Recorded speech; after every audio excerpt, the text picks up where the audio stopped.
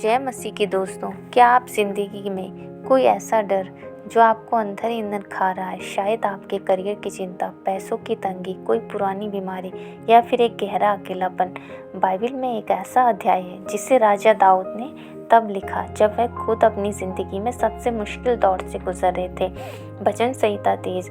आज के वीडियो में हम भजन संहिता की गहराई को जानेंगे, कैसे इस वचन को समझकर आप दुनिया की हर चिंता, डिप्रेशन और डर हमेशा के लिए विजय पा सकते हैं। राजा दाऊद कहते हैं, यहोवा मेरा चरवाहा, मुझे कोई घटी ना होगी।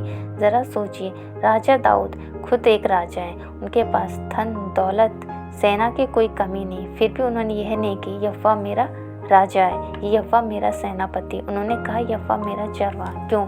क्योंकि भेड़ एक ऐसा जानवर है जो अपना ख्याल खुद नहीं रख सकता। उसे नहीं पता कि कहाँ अच्छा घास है, कहाँ शेर छुपा है, कहाँ गड्ढे हैं, कैसे बचना। भेड़ पूरी तरह अपने चरवाहे पर निर्भर होती है। ठीक इसी तरह जब हम अपने परमेश्वर को अपनी ज़िंदगी का चरवाहा मान लेते हैं तो हमारी कल की जिम्मेदारी, हमारी नौकरी, हमारी सेहत की जिम्मेदारी हमारी नहीं बल्कि हमारे चरवाहे यानी यीशु मसीह की हो जाती है और ब्रह्मांड का मालिक हमारा चरवाहा बन जाता है। तो हमारी ज़िंदगी में किसी चीज़ की कमी घटी नहीं हो सकती। वचन 2 में लिखा है, वह मुझे हरी हरी चराई में बैठाता है, वह मुझे सुखदायी जल के झरने के पास ले जाता है। मेडिकल साइंस और मनोविज्ञान कहता है कि आज 90% बीमारियां मानसिक तनाव और एंजाइटी के कारण होती है। इंसान का दिमाग कभी शांत नहीं रहता, लेकिन बाइबल यहाँ क्या कह रही है? चरवाहा भेड़ को हरी चराई में केवल ले नहीं जाता बल्कि बैठाता है। भेड़ तभी बैठती जब पूरी तरह सुरक्षित महसूस करती और उसका पेट भरा होता है। सुखदायी जल का मतलब है शांत पानी। भेड़ कभी तेज बहते हुए पानी से प्यास नहीं बुझा सकती क्योंकि उसे डूबने का डर होता है। इससे चरवाहा उसे शांत पानी के पास ले जाता है। जब आपकी ज़िंदगी में तूफान चल रहा हो, पवित्र आत्मा आपको अलौकिक शांति देता है जो इंसानी समझ से परे है। अब आती है भजन संहिता के सबसे सच्चे वचन 4 के बाद, चाहे मैं घोर अंधकार से तराई में होकर चलूं तो भी हानि से न डरूंगा क्योंकि तू मेरे साथ रहता है। जिंदगी में कई बार एक ऐसा समय आता है जब डॉक्टर कह देते हैं अब कुछ नहीं हो सकता, तो दाऊद इसे घोर अंधकार की तराई कहते हैं। लेकिन ध्यान दीजिए, दाऊद ने यह नहीं कहा कि मैं तराई में मर जाऊंगा, उसने कहा तराई में से होकर चलूं।